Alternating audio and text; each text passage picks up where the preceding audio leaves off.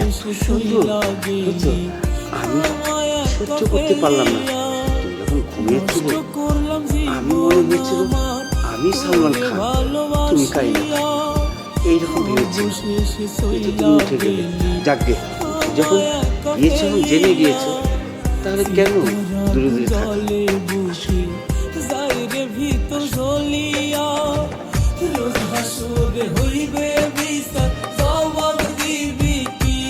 তুমি কি ফোনই টিপবা নাকি?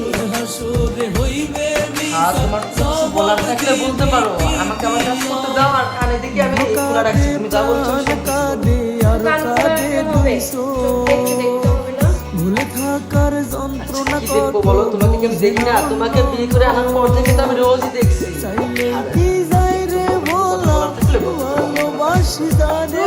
ওই দেখা সেই দেখা না, বলতেছি কি আমার হাতের দিকে দেখতে পাচ্ছ না?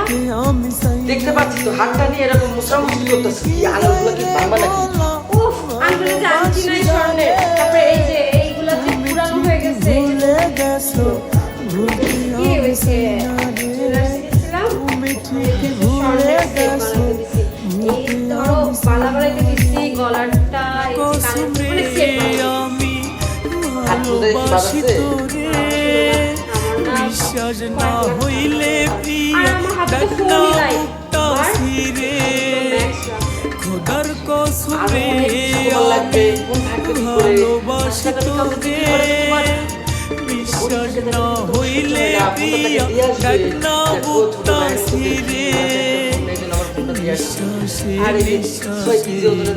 হাতের বালাগুলো বানায় রাখছো, খালি ইয়া করো, গ্রামে দেখি বই আছে, এগুলো দিয়ে দিও। একটা কার্ডটা খুলে দেবো, ওইখান থেকে যখন যেটা মনে চায় ওটা তুমি করবা, আর খুলে খুলে মানুষকে দিয়ে দেবো।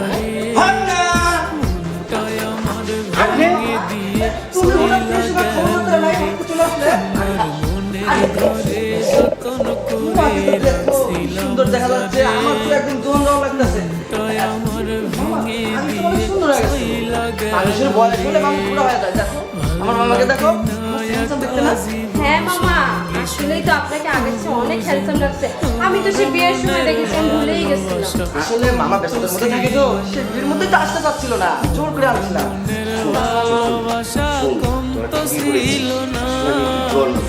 এই কারণে আমি জোয়ানদের মাঝে এখন চলি, বুড়া বুড়োদের সাথে চলি না। তাহলে তো বুড়োদের সাথে চললে বুড়ো হয়ে যাবো। জোয়ানদের মাঝে থাকি বলে জোয়ান জোয়ান লাগে। আমি এই শহরে আসছিলাম, কিছু মার্কেটিং করবো, আমি দিদি এই শহরে থাকবো, তারপর চলে যাবো বাসা। তাই ভাবলাম মাসে 3 দিন থেকে যাই। এরকম কথা বলতে পারলাম মামা? তুমি বলতেছো ভাবলাম তোদের বাড়িতে 3 দিন থেকে যাই। 3 দিন না, তুমি 3 মাস, 3 মাস 3 বছর থাকবো। তোমার যত দিন মন চায় এই বাড়িতে থাকবো। তোমাকে এই বাড়িতে আসতে আনতে পারি না। আর তুমি এইবার যেতে এসে বলছো, শোনো আমি তখন কাজের জন্য বাইরে যাচ্ছি, মামা যেন কিছুদিন না যেতে পারে। মামার যখন যা লাগে তুমি সব দিকে খেয়াল রাখবে। আপাতত 3 মাস আগে থাকতে পারছি না, আমি 3 থেকে 4 দিন থাকবো। আচ্ছা ঠিক আছে, ঠিক আছে, হবে নি। আচ্ছা ঠিক আছে মামা, তাহলে তোমরা কথা বলো। আর আমার এমনিতেও কাজ আছে, আমি বাইরে যেতাম। তোমার সাথে আমি এসে কথা বলবো মামা। আচ্ছা আচ্ছা, ফোনটা কোথায়? থাকো, আমি যাচ্ছি। মামা আসলে তুমি এখনই চলে যাবা? আরে তোমাকে বললাম না, আরে যে তোমার গয়নার অর্ডার দিতে হবে না, থাকো যাই। হ্যাঁ মামা, থাকো, আসি। 15 Pro Max কিন্তু নিয়ে এসো। আচ্ছা ঠিক আছে, আরো যা লাগে তোমাকে ফোন করে জেনে নেবো। মামা থাকো। হ্যাঁ আচ্ছা থাকো, আসি। তো ভাই নিবো। হ্যাঁ মামা, বসেন না। তোমার কি খবর? খুব ভালো মামা, আর আপনাকে দেখে তো অনেক হ্যান্ডসাম লাগছে। আর আপনি বললেন না আপনি শপিং টপিং করবেন, আসলে কি আমিও না সারাদিন বাসায় একা থাকি, একা একা শপিংয়ে যাই, ভালো লাগে না। আপনাকে পাইছি, আমার খুব ভালো লাগছে, একসাথে শপিং করব। ঠিক আছে ঠিক আছে, তুমি বলেছো, আমি থাকবো না? অবশ্যই থাকবো, তুমি যেখানে বলবে সেখানেই যাব। শুনো বাগনের বউ, বিয়েতে তোমাকে যেটা দেখেছিলাম তার চেয়ে কিন্তু তুমি অনেক অনেক সুন্দর হয়ে গেছো। সত্যি বলছেন মামা?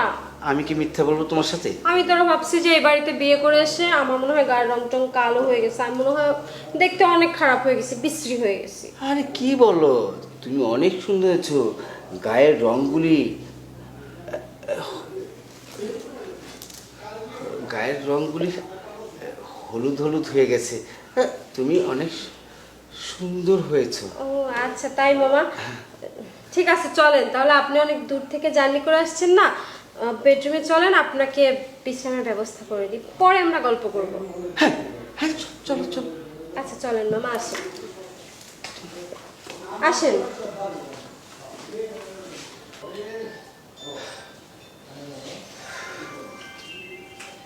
কঠিন সাইজ, নষ্ট লক্ষ করলাম কোটির মাঝে জীবন আমার একটা এরকম পাওয়া যায়। তোরে ভালোবাসিয়া কেন যে পুরোটা করলাম? অবশেষে সইলা গেলি আমায় একা ফেলিয়া।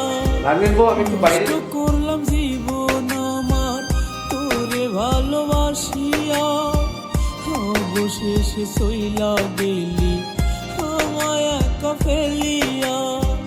সীতার আগুন জ্বলে বুকে যায় রে ভিতর জ্বলিয়া। রোজ হাসরে হইবে বিচার জবাব দিবি কি দিয়া। রোজ হাসরে হইবে বিচার জবাব দিবি কি দিয়া।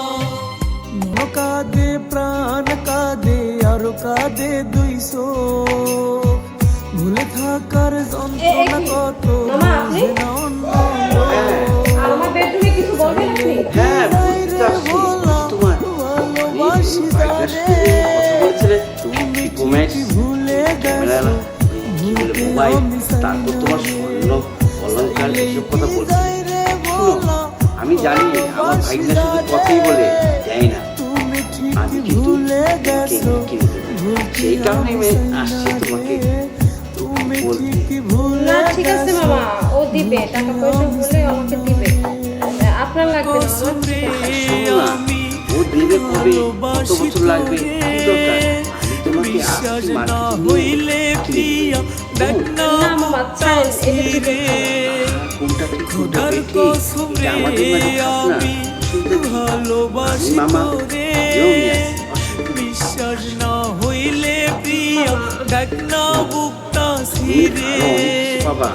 আমারও কিন্তু আমার ভাগ্নে যেরকম আছে, আমারও অনেক কিছু আছে। তুই আসিস মিশে শুধু একবার, খোদার শুধু একবার কসম বেঈমান আমি ভালোবাসি তোরে। আচ্ছা মামা, আপনি তো আমাকে বলতেছেন যে দিবেন, কিন্তু পরে যদি না দেন, তাছাড়া এগুলো যে আপনি আমারে দিবেন, যদি আপনার ভাইরা জানে খুব খারাপ হয়ে যাবে। আমার ভাগ্নে জানবে কিভাবে? তুমি যদি না বলো জানবে না, আর আমি যদি না বলি জানবে না, তাহলে হলো সমস্যার সমাধান। তুমি বলবে, আমি কি বলবো? দরকার নেই। লাগে না একা জীবন সঙ্গী সারা বুঝে মন আমার মনের ভালোবাসা কম তো ছিল না। সহ্য করতে পারলাম না। আমার ঘুমিয়েছিল, মনের ভালোবাসা আমি মনে কম হয়েছিল তো আমি ছিল সালমান না। খান, তুমি কাইনা। তার মায়ায় এইরকম ভেবেছিল, জড়িয়ে তুমি কিন্তু তুমি উঠে করলা গেলে। যাকগে, উঠে যখন গিয়েছো, যখন জেনে গিয়েছো, তাহলে কেন দূরে দূরে থাকা? হইয়া গেছে জাহানি কার, আগের মালিক নাই প্রয়োজন, মামা! নতুন মালিক তার দরকার। আমার পাখি নাই সীমা আছে। তোমার লজ্জা করো না? নিজের বাইরে বলতে এরকম পুরনো দিনে তোমাকে বিশ্বাস করে বাড়িতে আসতে দিছি। তুমি কি বলছো? আগে তো দেখি আসছি কয়েকদিন বেড়াতে, ঘুরতে। এই তোমার ঘোরা, তাই না? কিন্তু আসলে তোমার মনে ছিল অন্য অন্য কিছু। হ্যাঁ দেখো না, হ্যাঁ আমি কতবার বারণ করছি, মামা শুধু আমার সাথে জোরাজোরি করছে, আর একটা পর্যায়ে ছি ছি ছি ছি, কি অবস্থা। হ্যাঁ, তুমি আসতে আর একটু দেরি করলে তোমার মামা আমার ক্ষতি করে দিত, অনেক বড় সর্বনাশ হয়ে যেত। ছি। দেখো, যেই ভাগনা বউ তোমাকে কিছুক্ষণ আগেও আদর করে এখানে ঘুমাতে নিয়ে আসছিল, আর এখন সেই তোমার নাম বদনাম করছে। কেন জানো? এই তোমার নিচু ব্যবহারের কারণে। আর আজকের পর থেকে তুমি আমার বাড়িতে কখনোই আসবে না। আশা করি তুমি আমার কথাগুলো বুঝতে পারছো। শোন না ভাগ্নে, শোন, তুই তো জানিসই আমি এই জীবনে বিয়ে করিনি, তুই তো বিয়ে করেছিস, আর আমার জীবনটা একাকিত্বে চললো। তাই তোর বউকে আমি হঠাৎ ঘুমিতে দেখে আমি কেমন জানি হয়ে গেছিলাম, তাই একটু ওকে ধরতে গিয়েছিলাম। ও মামা, তুমি এসব কথা বলতে তোমার লজ্জা করতেছে না? এত বড় একটা পাপ কাজ করছো, তারপরে তুমি আমার ভাগ্নির কাছে সেই কথা বলতেছো যে ভাগ্নি তোর বউকে দেখে আমি সহ্য করতে পারি নাই। কেন? হ্যাঁ, তুমি কথা বলছো, এখন আমার বউকে কি তোমার কাছে আমি দিয়ে দেবো? না সেটা তো বলছি না। তুমি তো সেটাই তো বলছো, নিয়ে যাও নিয়ে যাও তুমি। ছি ছি, কি বলতেছো এগুলা তুমি? একে তো তোমার মামা দুশ্চরিত্র, তার সামনে তুমি এগুলা বলছো, ছি। শোনো, তুমি যে এই যে এখন ছিসি বলছো না, এটা তোমার মুখে মানায় না। কেন, আমার মামা যখন তোমার কাছে আসছিল তুমি তো তখন তাকে বোঝাতে পারতে, তাকে একটা ধমক দিতে পারতে। আরে আমি যদি নিজে রাজি না থাকি কেউ আমার কোনো ক্ষতি করতে পারবে? না শুনো না, আমি সত্যি তোমার মামাকে অনেক বুঝিয়েছি, অনেক ইয়ে করেছি, উনি আমার সাথে জোরাজোরি করেছে, তুমি তো দেখলাই। জানি তো, বুঝিয়েছো, কিন্তু তোমার যে একটু লোভ আছে সেটা আমি খুব ভালো করেই জানি। যাকে ভাগ্নে, আর তোমাকে আর নতুন করে কোনো কিছু বলার নেই। আমি আমার এই কথাগুলো আমার মায়ের কানে পৌঁছানোর আগেই তুমি এখান থেকে চলে যাও। আর তুমি ভালো করেই জানো আমার মা তোমাকে কতটা ভালোবাসে। যদি সে জানতে পারে তার ভাই তারই ছেলের বউয়ের দিকে এরকম কোন নজর দিছে, আমি আর কিছু বলতে চাই না। বেরো তুমি এখনই, এক্ষুনি বেরো, আর তোমার কোনো কথাই শুনতে চাই না, বেরো। ঠিক আছে ভাগ্নে, তবে পারলে ক্ষমা করে দিস। আসলে আমি কাজটা ভুল করেছি, আমার উচিত হয়নি। আসি। সেটা সময় হলেই দেখা যাবে। দেখো আমার কোনো দোষ নেই, আমি কিছু করিনি, তোমার মামাই জোরাজোরি করছে, আমার কোনো দোষ নেই। কার দোষ আছে কি কার দোষ নেই আমি সবই দেখেছি। তোমার অনেক গয়না দরকার তাই না?